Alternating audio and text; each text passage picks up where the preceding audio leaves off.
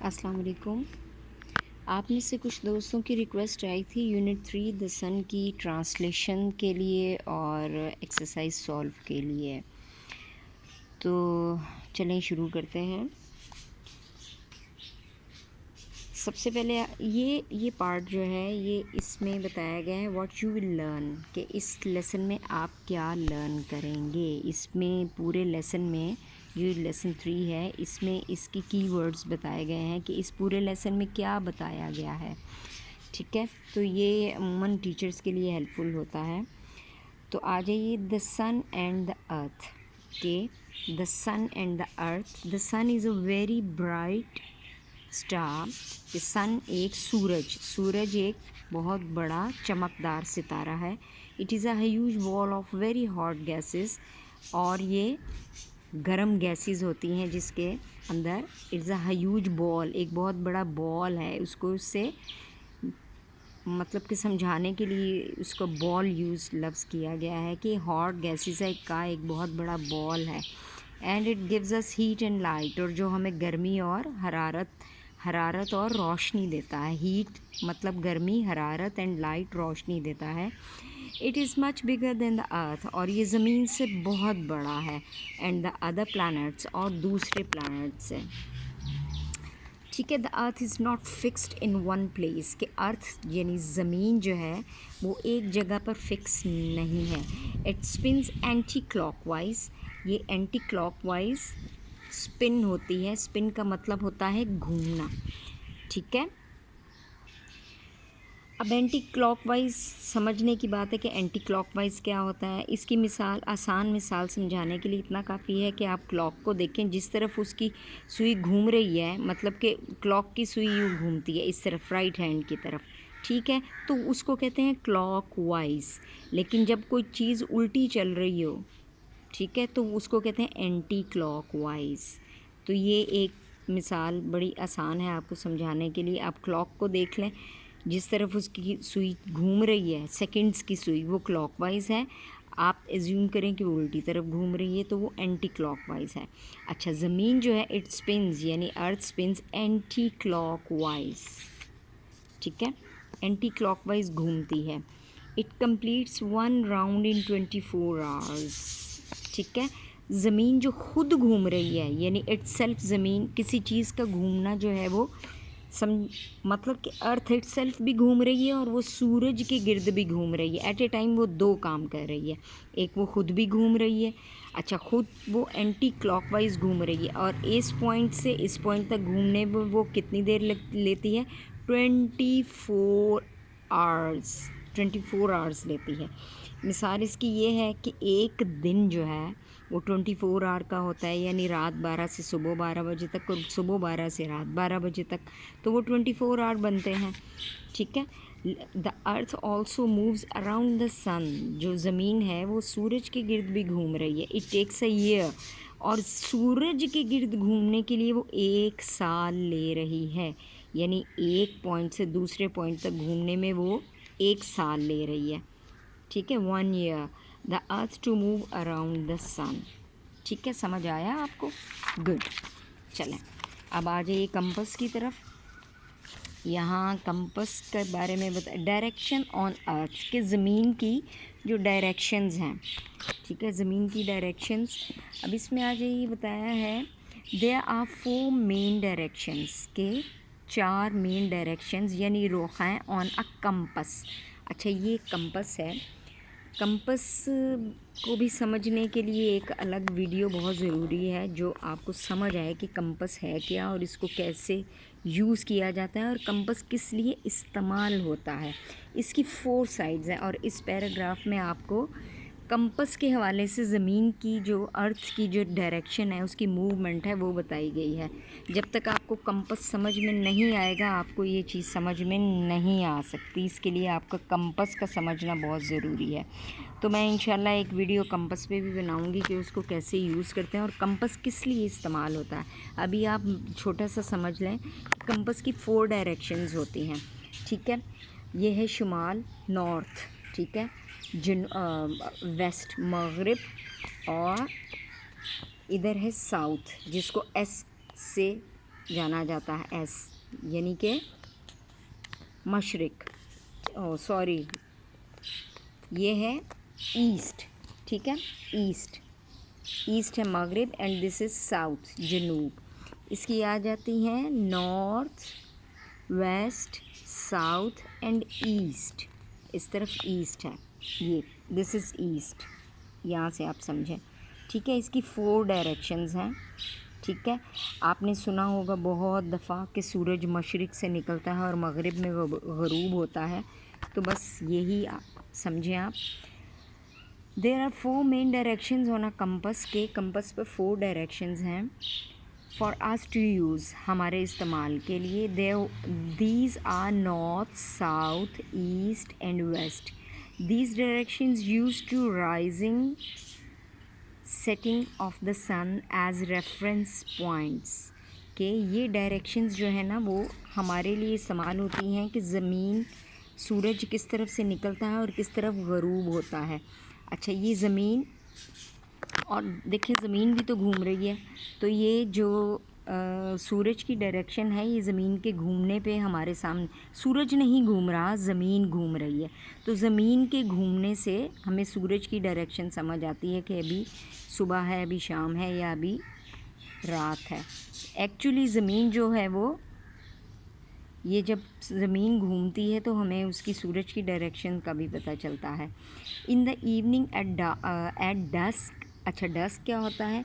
Dusk उसको कहते हैं, डस्क इज़ अ वर्ड, आप इसको ग्लॉसरी से भी चेक कर सकते हैं, डिक्शनरी से भी देख सकते हैं। इसका मतलब है ग़रूब होने के करीब, यानी सनसेट। सनसेट और होता है, सनसेट होता है जैसे सूरज ग़रूब हो रहा होता है, वो थोड़ा टाइम लेता है।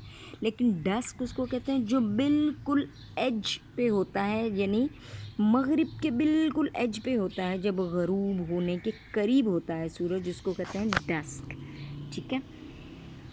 The sun can be seen in the west, के जब सूरज बिल्कुल डस्क होता है तो वो वेस्ट में देखा जा सकता है। वो हमें नज़र आ रहा होता है लेकिन एक्चुअली वो वेस्ट में जा रहा होता है और हम उसको देख सकते हैं।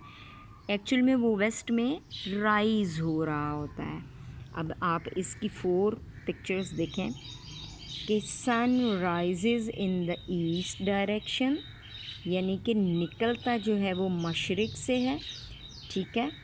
फिर sun sets in the west direction, के वो ग़रूब होता है वेस्ट डायरेक्शन में, यानी मगरिब में, ठीक है। अब ये कंपस है, कंपस ये चीज़ आपको उस वक्त तक नहीं समझ आ सकती जब तक आप कंपस आप पे क्लियर नहीं होगा।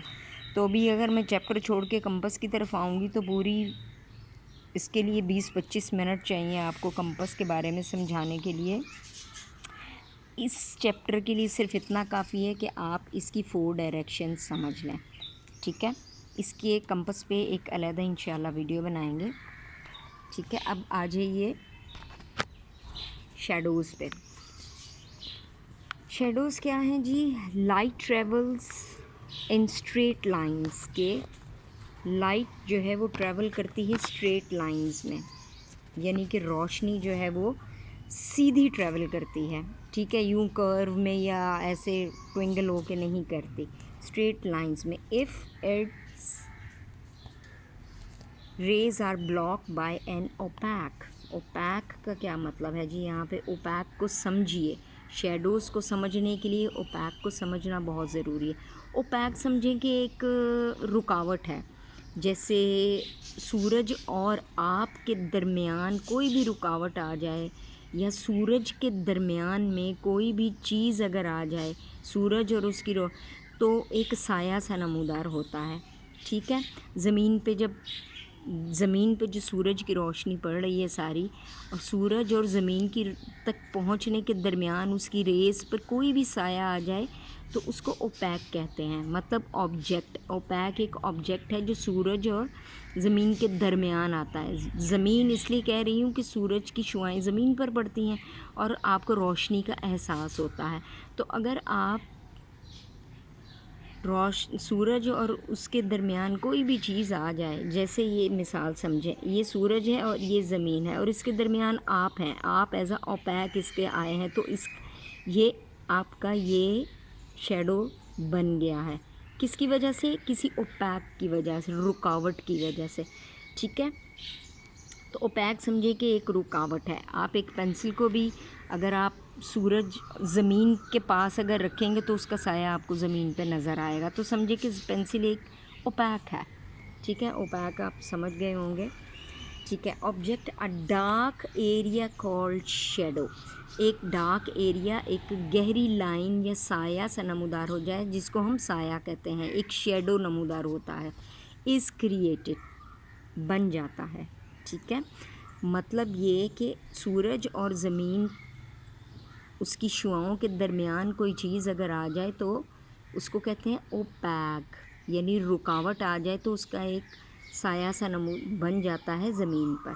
شیڈوز اور always point away from the سن، کہ شیڈوز ہمیشہ سورج سے دور بنتے ہیں. The size and the directions of shadows change according to the position of the sun in the sky. The size and directions of shadows, کہ آپ کے سائے کا سائز اور پوائنٹ مطلب کہ جہاں پر وہ بن رہا ہے. جیسے جیسے سورج کی ڈائریکشن موو ہوگی آپ کا شیڈو بھی موو ہوگا. ٹھیک ہے جی، آپ موو کریں گے تو آپ کے موو کرنے سے بھی شیڈو موو کرتا ہے اور سورج کے موو کرنے سے بھی شیڈو موو کرتا ہے. Change according to the position وہ ہے کہ جیسے یہ آپ اس پوزیشن پہ کھڑے ہیں، جیسے ہی یہ چینج ہوگی تو سایہ بھی پوزیشن چینج کرے گا. ٹھیک ہے، اب یہ آ جائے مارننگ میں سائے لٹرلی تھوڑے سے چھوٹے ہوتے ہیں. ایوننگ میں یہ بہت لمبے ہوتے ہیں، کیونکہ ایوننگ میں سورج نیچے چلا جاتا ہے تو سائے لمبے ہو جاتے ہیں. اور اگر سورج ہیڈ پہ ہے تو سائے شارٹیسٹ ہو جاتے ہیں، کیونکہ بالکل ہیڈ جب آپ کا سورج پوائنٹ کر رہا ہوتا ہے، یعنی کہ دوپہر میں، مڈ ڈے مینز دوپہر، جیسے 11، 12، 1 کا ٹائم ہوتا ہے. اگر آپ کسی کھلے میدان میں کھڑے ہوں تو سورج آپ کے بالکل سر پہ ہوتا ہے، تو اگر آپ دیکھیں تو آپ کا سایہ شارٹیسٹ ہوتا ہے، یعنی کہ بہت تھوڑا ہوتا ہے. تو آپ اس کا مارننگ میں دیکھیں تو مارننگ میں تھوڑا سا لمبا ہوگا، ایوننگ میں یہ بہت ہی لمبا ہوگا، کیونکہ سورج آپ کے بیہائنڈ چلا گیا ہوتا ہے، سورج بالکل نیچے چلا گیا ہوتا ہے تو آپ کا سایہ لمبا ہو رہا ہے. اچھا، اب چیلنگ ٹائم وتھ شیڈوز. اگر آپ پرانے وقتوں میں جائیں تو ہمارے جو بزرگ تھے وہ شیڈوز سے ہی ٹائم کا اندازہ لگایا کرتے تھے. تو بلکہ اب بھی لوگ اندازہ لگا لیتے ہیں کہ ابھی دوپہر ہے، شام ہے یا صبح ہے. تو اتنا پرفیکٹ سیکنڈز کے ساتھ تو اندازہ نہیں لگایا جا سکتا، لیکن ایک ایزیوم کیا جا سکتا ہے کہ بھئی ابھی دوپہر کا کیا ٹائم ہو رہا ہوگا. You can tell the time of the day. آپ ٹائم بتا سکتے ہیں دن کا وتھ شیڈوز، سائے کو دیکھ کر. اب جیسے اس کی مثال یہ ہے کہ سایہ اگر لمبا ہے تو آپ سمجھیں، اور سورج کی ڈائریکشن اس سے آپ کو پتہ ہونی چاہیے کہ سورج اس وقت کہاں پر ہے، اس سے آپ اندازہ لگا سکتے ہیں. First of all determine the direction of the سن، کہ آپ پہلے سورج کی پوزیشن کو ڈیٹرمائن کریں. ڈیٹرمائن کا مطلب ہے سمجھیں کہ سورج اس وقت کہاں ہے. If your shadow is small, کہ شیڈو اگر آپ کا چھوٹا ہے، as shown in the illustration, جیسے کہ پکچرز میں بتایا گیا ہے، اس کو کہتے ہیں السٹریشنز کے بتایا گیا ہے. جیسے مارننگ میں چھوٹا ہے، مڈ ڈے مارننگ میں تھوڑا سا لمبا ہے، مڈ ڈے میں تھوڑا سا لمبا ہے، لیکن ایوننگ میں بہت ہی لمبا ہے. ٹھیک ہے، if your shadow is small, کہ اگر آپ کا سایہ چھوٹا ہے، as shown in illustration it means the sun is over head and it is نون. اس کا مطلب یہ ہے کہ سن جو ہے وہ اوور ہیڈ ہے. اوور ہیڈ مطلب کہ اوپر ہے اینڈ اٹ از نون، اور دوپہر کا ٹائم ہے. Your shadow is long then determine the direction of the shadow. اور پھر سمجھیں کہ ایزیوم کریں، ناٹ ایزیوم بلکہ ایزیوم لفظ غلط ہے. آپ ڈائریکشن دیکھیں سورج کی ڈائریکشن دیکھیں کہ سورج کہاں پہ ہے اس وقت. ٹھیک ہے، if the is pointed to the asset, کہ یہ مشرق کی طرف ہے، it means the sun is in the waste. یہاں پہ بات ہو رہی ہے آپ کے شیڈو کی، ٹھیک ہے. شیڈو اگر آپ کا ایسٹ کی طرف جا رہا ہے، ٹھیک ہے، پوائنٹ کر رہا ہے مشرق کی طرف، تو یہ سمجھیں کہ سورج جو ہے وہ ویسٹ کی طرف ہے. اگر سورج ویسٹ کی طرف ہے یعنی کہ مغرب کی طرف ہے، تو سایہ آپ کا ایسٹ کی طرف جھکا ہوا ہوگا، اس کا پوائنٹ ہوگا، شیڈو کا پوائنٹ ہوگا. جیسے یہ دیکھیں، یہ شیڈو آپ کا پوائنٹ کر رہا ہے، ٹھیک ہے، اور سورج جا رہا ہے مغرب کی طرف اور شیڈو آپ کا پوائنٹ کر رہا ہے ایسٹ کی طرف. یہاں اس لائن میں یہ بتایا گیا ہے، ٹھیک ہے، the opposite direction of the asset. ٹھیک ہے، یہ لائن آپ کو آئی تھنک سمجھا دیا ہوگا اس لائن نے کہ اپوزٹ ڈائریکشن. سورج اگر اپوزٹ ہے تو آپ کا سایہ اپوزٹ ہوگا اس سے. ٹھیک ہے. اچھا، یور شیڈو از لانگ، کہ سایہ اگر آپ کا لمبا ہو رہا ہے، it's direction is in the waste, اور ڈائریکشن جو ہے وہ ویسٹ میں ہوگی یعنی مغرب کی طرف ہوگی. It means the sun is in the asset, کہ سورج کی ڈائریکشن جو ہے وہ ایسٹ میں ہوگی. The opposite direction of waste, it is morning, کیونکہ سورج مشرق سے نکلتا ہے. صبح میں تو وہ مشرق کی طرف ہوتا ہے سورج، لیکن آپ کا سایہ پوائنٹ کرے گا ویسٹ کی طرف، مغرب کی طرف. اس کی مثال یہ ہے کہ سورج مشرق سے نکل کر مغرب میں غروب ہوتا ہے، تو جیسے جیسے آپ کا سایہ موو کرتا، آپ سورج موو کرتا جائے گا، آپ کا سایہ بھی موو کرتا جائے گا. ٹھیک ہے جی. اب آ جائیے ایکسرسائز کی طرف. ایکسرسائز میں نمبر 1 ہے fill in the blanks, and we say the sun rises in the east آئے گا blank میں and sets in the west direction when rays of the light are blocked by an object and opaque. یہاں پہ opaque آئے گا OPAQUE is formed on the other side. opaque جو ہے وہ blank میں opaque آئے گا. ٹھیک ہے. when rays of the light are blocked by an یہ وہی ہے. اچھا، آنسر دا کوشچنس. اس میں فرسٹ کا آنسر ہے نمبر 1 کا are shadows longer in the morning اور ایٹ مڈ ڈے. اس کا آنسر یہ ہے، آپ لکھ لیں. سوال کا مطلب یہ ہے کہ سائے جو ہیں وہ لمبے ہوتے ہیں صبح میں یا مڈ ڈے، دوپہر میں. تو اس کا آنسر یہ ہے ان the morning and evening when the sun is low over the horizon shadows are long. ٹھیک ہے. اچھا، لسٹ دا 4 ڈائریکشنز. 4 ڈائریکشنز کس کی؟ اس کمپس کی آپ نے 4 ڈائریکشنز لکھنی ہیں. آپ لکھ لیں اس کو. North, asset, south and waste. یہ بلینکس ہیں، اس میں ESW آئے گا. ای میں ایسٹ آئے گا، ایس میں ساؤتھ آئے گا اینڈ ڈبلیو میں ویسٹ آئے گا. ٹھیک ہے جی.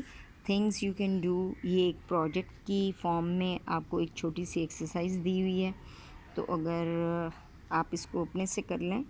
ٹھیک ہے. آئی ہوپ سو آپ کو چیپٹر تھوڑا سا سمجھ آیا ہوگا. اگر تھوڑی کوئی مسٹیک ہو گئی ہو تو اس کے لیے sorry.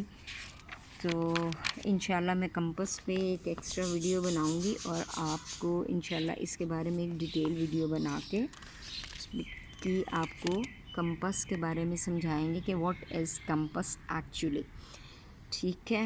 Thank you very much. جزاک اللہ. السلام علیکم.